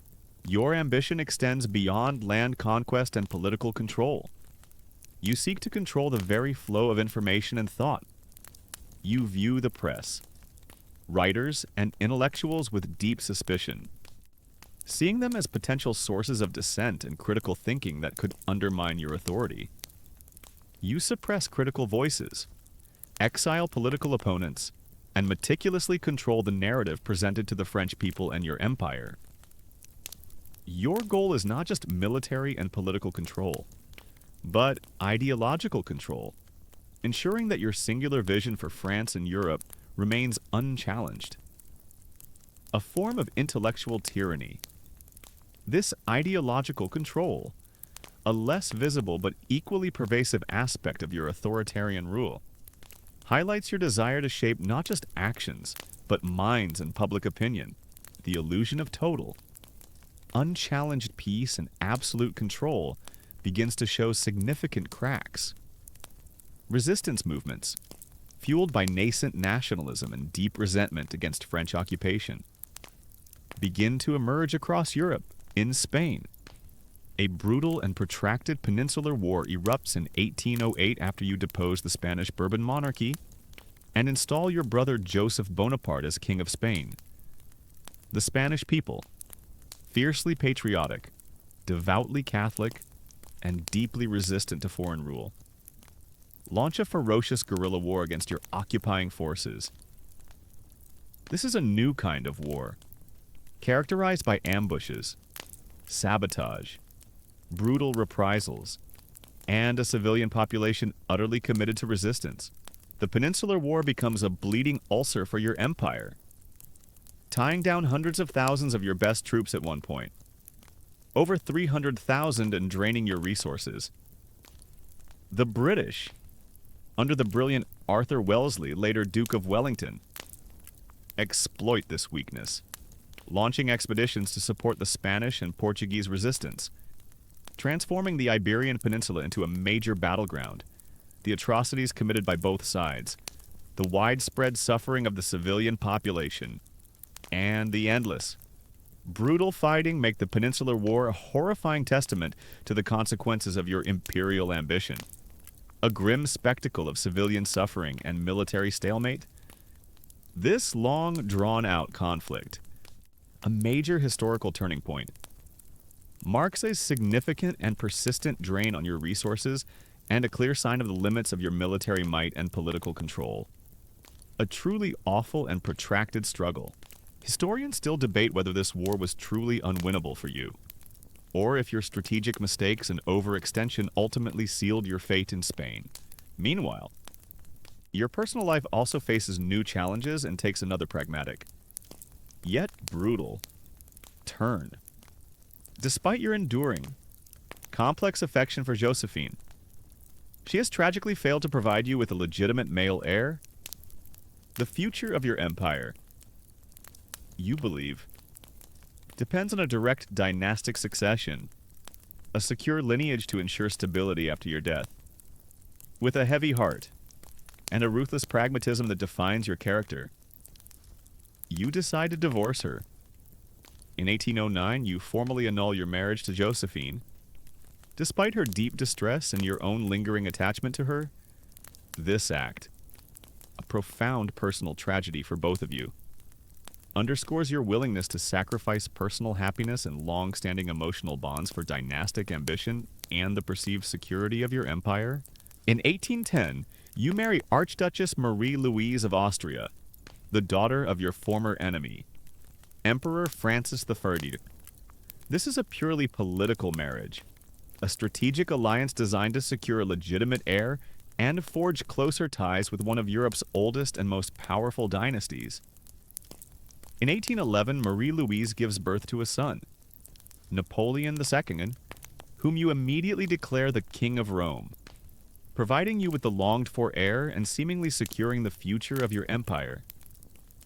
This birth, a common historical fact, brings immense personal satisfaction and a renewed sense of dynastic legitimacy, completing the picture of your imperial triumph. At this point, you are perhaps at the absolute peak of your influence and power.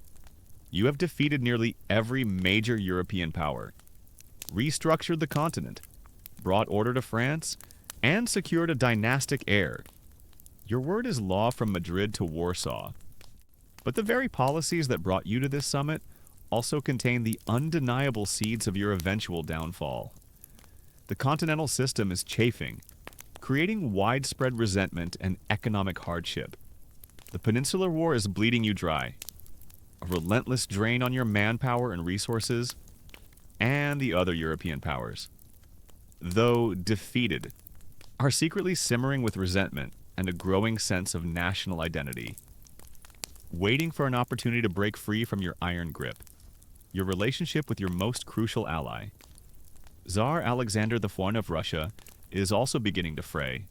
Strained by the continental system and conflicting ambitions in Eastern Europe, the horrifying reign of Napoleon Bonaparte, while seemingly invincible, is about to face its ultimate and most brutal test.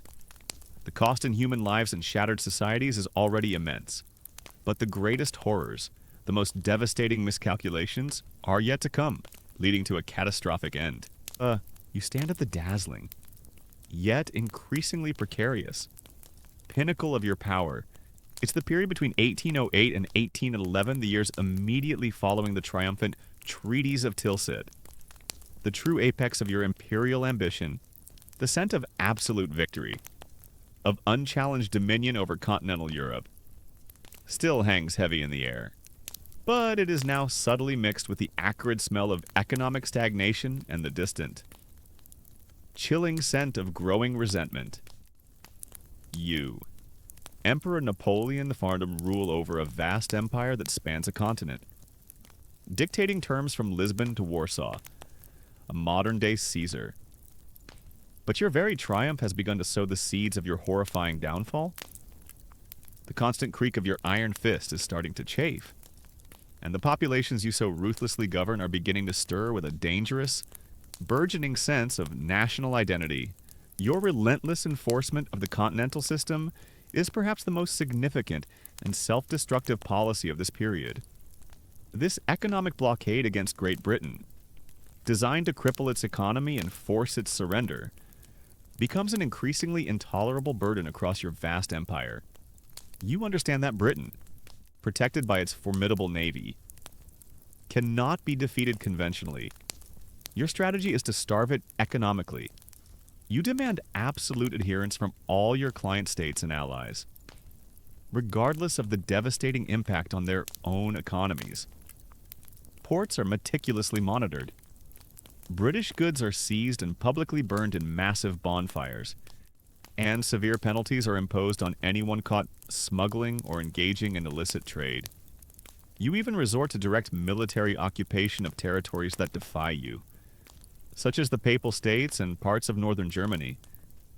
To ensure the blockade's integrity, this rigid, uncompromising enforcement, a key historical fact, represents a global struggle, a direct challenge to the very nature of maritime commerce. However, the continental system is a catastrophic economic blunder for most of Europe, while it does cause some hardship for Britain, which finds new markets in the Americas and other parts of the world. It plunges the continent into widespread economic misery. Merchants are ruined, unemployment soars in port cities, and industries reliant on British trade or colonial imports face collapse. The prices of essential goods, such as sugar, coffee, and cotton, skyrocket due to artificial scarcity, making everyday life a struggle for millions. Smuggling becomes rampant, a desperate act of survival for many, and a constant cat-and-mouse game with your ubiquitous customs officials and police.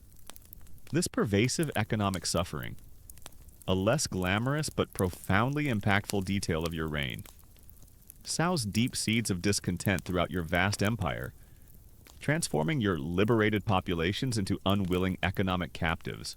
The bitterness generated by this system is a ticking time bomb, slowly eroding the legitimacy of your rule. Meanwhile, the Peninsular War in Spain and Portugal continues to be a relentless, bleeding ulcer for your empire. After you deposed the Spanish Bourbon monarchy in 1808 and installed your brother Joseph Bonaparte as King of Spain, you ignited a furious popular resistance. The Spanish people, fiercely patriotic, devoutly Catholic, and deeply resistant to foreign rule, launch a ferocious guerrilla war against your occupying forces. This is a new kind of warfare, characterized by ambushes, sabotage, brutal reprisals against civilians, and a civilian population utterly committed to clandestine resistance.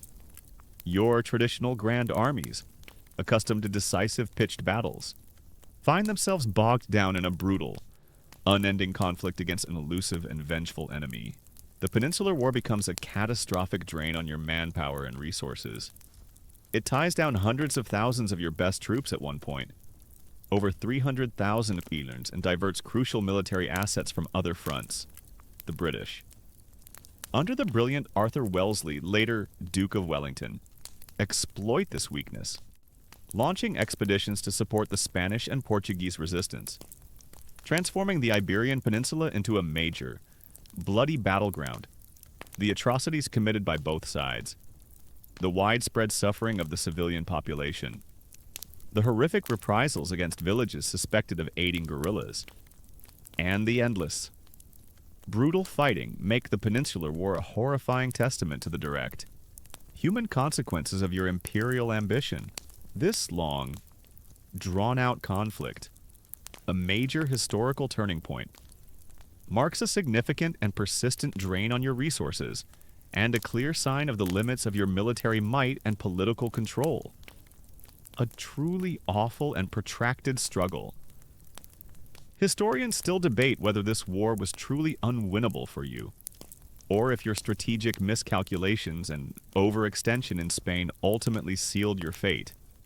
The cost in lives for your Grande Armée, already strained by conscription across Europe, continues to mount, creating widespread resentment among the common families of France and its client states.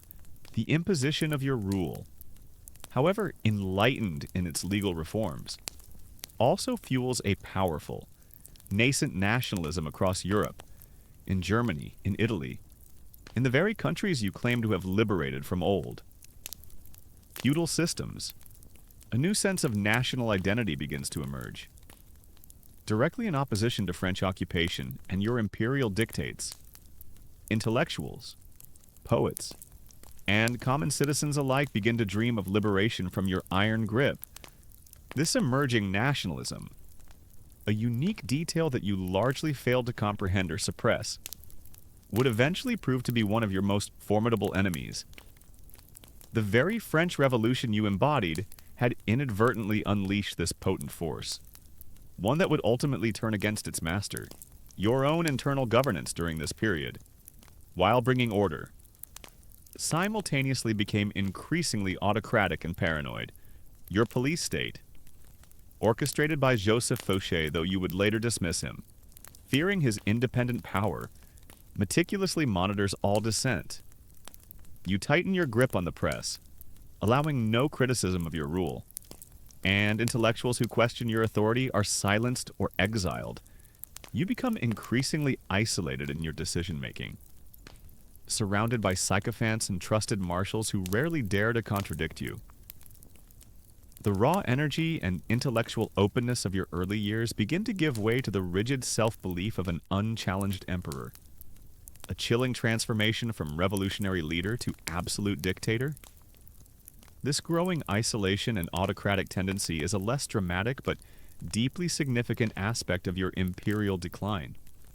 As you increasingly lost touch with the realities outside your immediate circle, your relationship with Tsar Alexander the Hun of Russia, your crucial ally from the treaties of Tilsit, begins to fray dramatically during these years. The continental system is a major point of contention. Russia's economy, heavily reliant on trade with Britain, suffers immensely under the blockade. Alexander, increasingly pressured by his own nobility, begins to defy the system by allowing neutral ships often carrying British goods into Russian ports. This economic defiance infuriates you. Beyond economics, your territorial ambitions clash in Eastern Europe. Your creation of the Duchy of Warsaw, effectively a Polish state under your influence, directly threatens Russian security. As Russia fears the revival of a strong Poland on its western border, your annexation of the Duchy of Oldenburg, whose duke was Alexander's brother-in-law, is a personal insult to the Tsar. You demand that Alexander join you in a military alliance against Britain, while he demands concessions that you are unwilling to grant. The mutual suspicion grows. Fueled by personal slights and conflicting imperial ambitions, this deteriorating relationship with Russia, a common historical fact, became the direct prelude to your most catastrophic military blunder. By 1811, the tensions between France and Russia are nearing a breaking point. Both sides begin to prepare for war, amassing vast armies. You, confident in the invincibility of your Grande Armée, believe that a swift, decisive victory over Russia will force Alexander back into line, secure the continental system, and finally allow you to turn your full attention to Britain. You underestimate the vastness of Russia, the ferocity of its winters, and the resilience of its people. Your hubris, a growing characteristic of your later reign, begins to cloud your strategic judgment. Your divorce from Josephine in 1809 and your subsequent marriage to Archduchess Marie-Louise of Austria in 1810 has provided you with a much longed-for heir, Napoleon II, the King of Rome, born in 1811. This birth brings immense personal satisfaction and a renewed sense of dynastic legitimacy. You believe your empire is now secure for generations. However, this dynastic triumph, a seemingly personal victory, ironically adds to your burden. as you now have an empire to secure for your son, pushing you to even greater and riskier military gambles. The very existence of your heir becomes another reason to expand and maintain your vast domain through force, as the prospect of war with Russia looms. You begin to assemble the largest army Europe has ever seen, the Grande Armée of 1812. It is a colossal force, numbering over 600,000 men, drawn from across France and every corner of your vast empire. Frenchmen, Germans, Italians, Poles, Dutch, and many others, all conscripted to serve your will. The logistics of feeding, supplying, and moving such a vast army are staggering. An unprecedented challenge that pushes the limits of military organization. This immense multinational army, a common historical fact, was a testament to your unparalleled power, but also a recipe for disaster given its diverse loyalties and logistical nightmares. You believe that this overwhelming force will compel Alexander to submit after a single, decisive battle. You are confident in your military genius, your ability to outmaneuver any foe. You are at the absolute apex of your power, commanding a continent. But you are also increasingly isolated from dissenting voices, utterly convinced of your own infallibility. The horrifying rise is now followed by the terrifying peak, a moment when your genius risks transforming into fatal overconfidence. The seeds of your ultimate downfall, sown in the resentment of occupied nations, the economic misery of the continental system, and the growing tension with Russia, are about to blossom into the most catastrophic military blunder in history, leading to unimaginable suffering for millions across Europe. The cost of your ambition, already immense, is about to multiply exponentially. You stand at the precipice of your greatest gamble, the chilling culmination of your insatiable ambition. It's June 1812.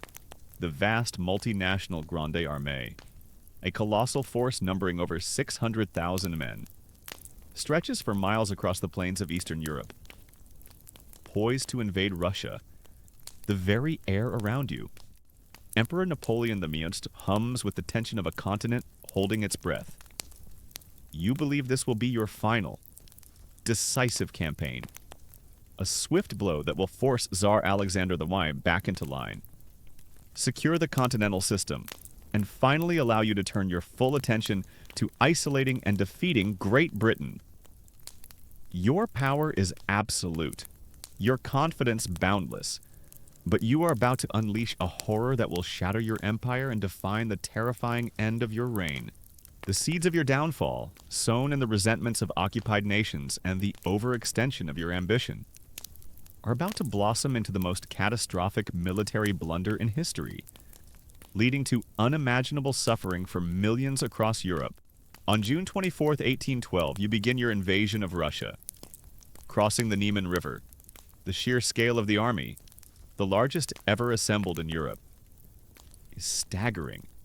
It is a diverse force, comprised not only of French veterans but also conscripts from every corner of your vast empire. Germans, Italians, Poles, Dutch, and many others, all reluctantly serving your will. The logistics of feeding, supplying, and moving such a colossal force across vast, underdeveloped territories are an unprecedented challenge. Pushing the limits of military organization, this immense multinational army, a common historical fact, was a testament to your unparalleled power, but its diverse loyalties and logistical nightmares were a ticking time bomb. The Russian strategy, brilliantly conceived by General Mikhail Kutuzov and Tsar Alexander I, is one of relentless retreat and scorched earth. They refuse to engage your massive army in a decisive pitched battle, instead drawing you deeper and deeper into the vast, desolate Russian interior. As they withdraw, they burn crops, destroy villages, and poison wells, leaving nothing behind for your advancing troops to forage. This strategy, a chilling act of self-destruction by the Russians, denies your army vital supplies and forces you to rely on increasingly stretched and vulnerable supply lines. Stretching hundreds of miles back to Central Europe, the endless barren landscape becomes your silent, relentless enemy. The initial march into Russia is a nightmare. Thousands of your men and horses die from exhaustion, hunger, and disease even before encountering the enemy in battle. The sheer heat of the Russian summer, followed by heavy rains that turn roads into impassable mud, further depletes your forces. Your highly disciplined Grande Armée, accustomed to swift, decisive victories and living off the land, finds itself bogged down in a seemingly endless, desolate wilderness. This devastating early attrition, a horrifying aspect of the campaign, decimated your forces before they even met the main Russian army. Finally, after months of relentless marching, with your supply lines stretched to their breaking point, the Russians make a stand. On September 7th, 1812, the two titanic armies clash at the Battle of Borodino, just 70 miles west of Moscow. This is the largest and bloodiest single-day battle of the Napoleonic Wars. A horrifying meat grinder that leaves tens of thousands dead and wounded on both sides. The fighting is savage, hand-to-hand, lasting for over 12 hours. You personally direct the battle, suffering immensely from a cold and fatigue, while you achieve a tactical victory, forcing the Russians to retreat. The cost is staggering. You suffer over 30,000 casualties, and the Russian army, though severely mauled, is not annihilated. They withdraw in good order, preserving their core fighting force, a crucial strategic failure for your campaign. This horrific battle, a common historical fact, stands as a grim testament to the unparalleled human cost of your ambition. Just a week after Borodino, you enter Moscow, the ancient capital of Russia. You expect to find the city's surrender, a final humiliation for the Tsar. Instead, you find it largely deserted. And then, the horror truly begins. Almost immediately after your occupation, Moscow erupts in flames, whether set by Russian saboteurs or accidentally by your own undisciplined troops. The city burns for days, a massive conflagration that consumes much of Moscow, destroying vital supplies and denying your army winter quarters. This massive fire, a unique and catastrophic detail, traps your army in a burning, ruined city, far from any friendly territory. With the brutal Russian winter fast approaching, you remain in Moscow for over a month, futilely waiting for Tsar Alexander I to sue for peace. But Alexander, driven by a fierce sense of national pride and religious conviction, refuses to negotiate. He knows that time, and the Russian winter, are on his side. Your hopes for a swift, decisive victory and a negotiated peace are shattered. The grand campaign has devolved into a horrifying stalemate, with your army isolated and dwindling. On October 19th, 1812, with winter rapidly approaching and no sign of Russian surrender, you make the agonizing decision to begin your retreat from Moscow. This is the beginning of the most catastrophic military disaster in history. Your army, already weakened by casualties, disease, and starvation, begins a long, horrifying march back across the frozen, desolate plains of Russia. The Russian winter descends with brutal ferocity. Temperatures plunge far below freezing, often reaching 30 degrees Celsius. Blizzards rage, blinding your men and burying them in snow. Hunger is pervasive, as your scorched earth strategy has left no food, and your supply lines are constantly harassed by Cossack raiders. Thousands of men freeze to death, their bodies littering the frozen landscape. Horses, crucial for transport and cavalry, die in droves, forcing men to pull cannons and wagons themselves. Discipline collapses, and the retreat devolves into a desperate, every man for himself struggle for survival. This brutal impact of the Russian winter, a common historical fact, turned your grand army into a fleeing, dying mob. The crossing of the Berezina River in November 1812 is a horrifying climax to the retreat, trapped between Russian armies and the treacherous, partially frozen river. Your engineers perform a desperate feat, constructing makeshift bridges under constant enemy fire. Thousands of your men, desperate to cross, panic and drown, or are crushed in the stampede. The scene is one of utter chaos, a horrifying testament to the complete collapse of your once invincible Grande Armée. You, Napoleon, escape narrowly, leaving behind tens of thousands more dead and dying. By the time the shattered remnants of your Grande Armée limp out of Russia in December 1812, less than 100,000 men remain. Over 500,000 of your soldiers have perished, victims of battle, disease, starvation, and the brutal Russian winter. It is a catastrophic, almost unbelievable defeat, a horrifying blow to your reputation and the very foundation of your empire. The horrifying reign has met its ultimate, brutal nemesis, this immense loss of life, a staggering historical fact, remains one of the greatest military disasters of all time. News of your catastrophic defeat in Russia reverberates across Europe, shattering the illusion of your invincibility. The European powers, long chafing under your iron grip, see an opportunity. The Sixth Coalition quickly forms, uniting Great Britain, Russia, Prussia, Austria, Sweden, and various German states against you. This is the largest and most powerful alliance you have ever faced, a formidable challenge to your now shattered empire. The spirit of nationalism, which your occupation had inadvertently fostered, now erupts across the continent, driving the people to seek liberation from your rule. You, however, refuse to accept defeat. With astonishing energy and a relentless will, you immediately begin to raise a new army, conscripting young, inexperienced recruits often called Mailly Louises after your empress. A unique detail reflecting their youth? You are still a brilliant commander, and you achieve some initial victories against the advancing coalition forces in Germany. But your new army lacks the training and experience of the veterans lost in Russia, and your opponents have learned from their past mistakes. Adopting your tactics and coordinating their efforts more effectively, the decisive confrontation comes at the Battle of Leipzig, also known as the Battle of the Nations, in October 1813. This is the largest battle in European history before World War I, involving over 500,000 soldiers. You face the combined armies of Russia, Prussia, Austria, and Sweden in a brutal, multi-day engagement. The fighting is fierce, a chaotic melee that pushes both sides to their limits.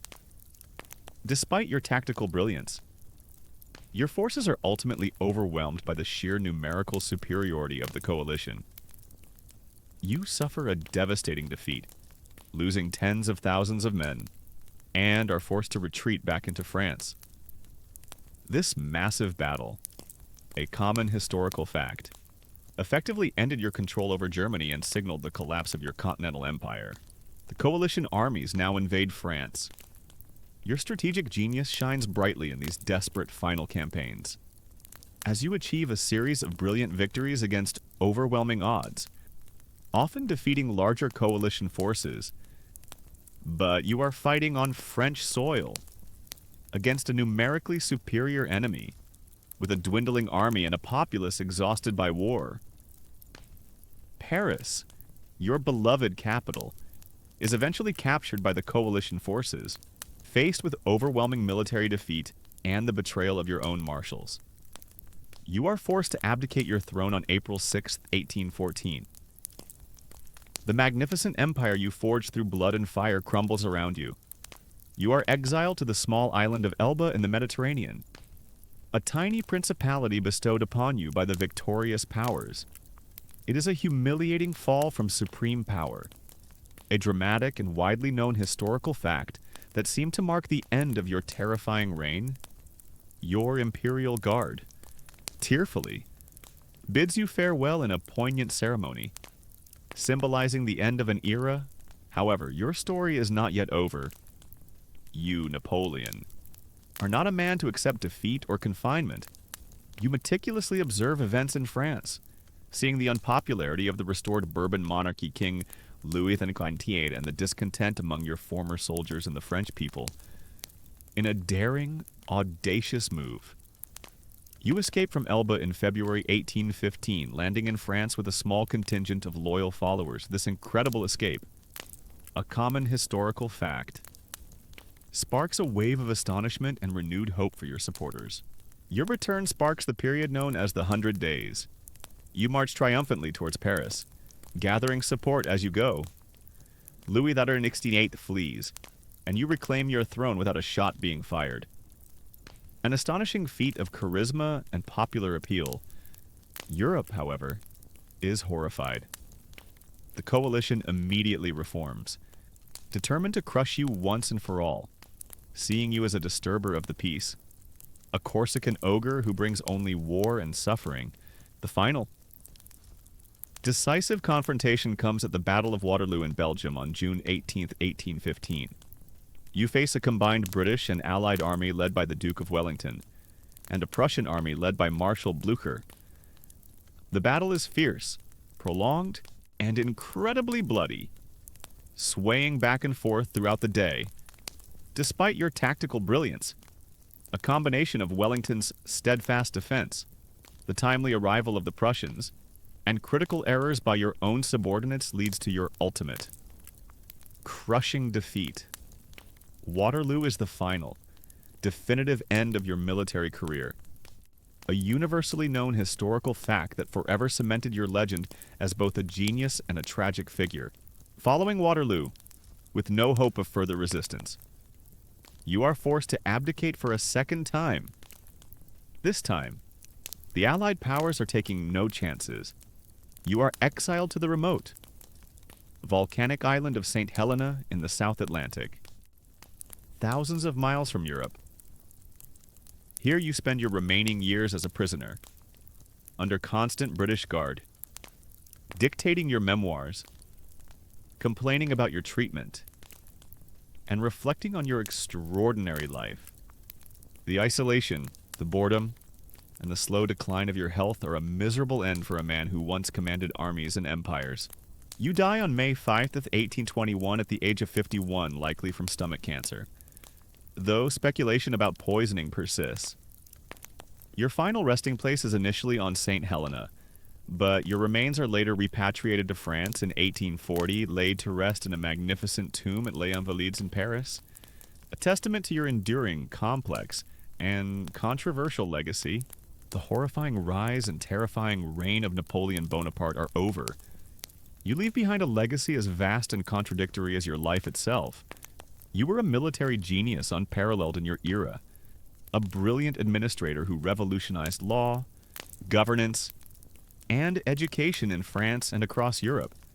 You reshaped the map of a continent, spread the ideals of the French Revolution, albeit often through conquest, and inspired generations with your ambition and daring.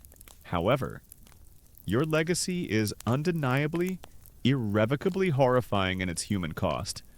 Your relentless ambition plunged Europe into over 2 decades of almost continuous warfare, resulting in the deaths of millions of soldiers and civilians. A demographic catastrophe that fundamentally reshaped societies. You imposed your will through brutal conquest, established a pervasive police state, suppressed dissent, and subjected countless nations to economic exploitation and military occupation. You were a man driven by an insatiable hunger for power, a terrifying force of nature who valued glory and empire above individual lives and liberties. Your story remains one of history's most compelling and unsettling narratives. For some, you are a heroic figure, a modernizing force who swept away the old order. For others, you are a ruthless tyrant, a warmonger whose ambition brought untold suffering. The horrifying rise and reign of Napoleon Bonaparte serve as a chilling reminder of the destructive potential of unchecked ambition and the profound human cost of imperial glory. A dark stain on the tapestry of European history that continues to echo in the modern world. Now, as the echoes of the cannon fire fade, and the grand armies march into the quiet of history, let the silence of St. Helena settle over you, and drift into a peaceful slumber.